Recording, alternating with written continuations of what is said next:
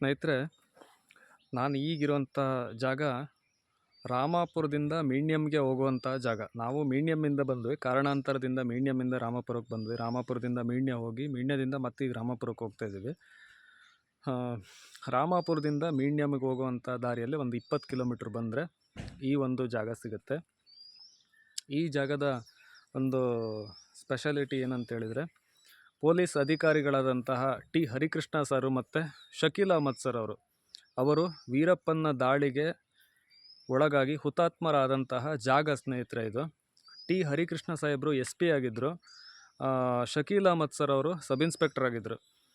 ಈ ಶಕೀಲ್ ಅಹ್ಮದ್ ಸರ್ ಅವ್ರನ್ನ ನಮ್ಮ tiger BB Ashok Kumar sir ಅವರ ಒಂದು ಆತ್ಮೀಯತೆ ಹೇಗಿತ್ತು ಅಂತೇಳಿದರೆ, ಈ ಘಟನೆ ಆದ ನಂತರ ನಮ್ಮ ಅಶೋಕ್ ಕುಮಾರ್ ಸಾಹೇಬರು ಬೆಂಗಳೂರಲ್ಲಿರ್ತಾರೆ.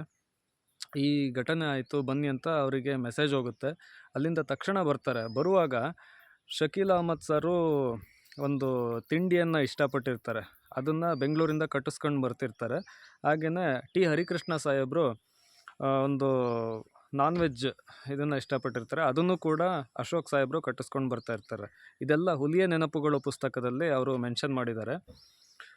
ಹಾಗೆಯೇ ಬರ್ತಾ ಇರಬೇಕಾದ್ರೆ ಈ ಸುದ್ದಿ ಗೊತ್ತಾಗುತ್ತೆ. ಇನ್ನೇನು ರಾಮಾಪುರಕ್ಕೆ ಬಂದಿರ್ತಾರೆ.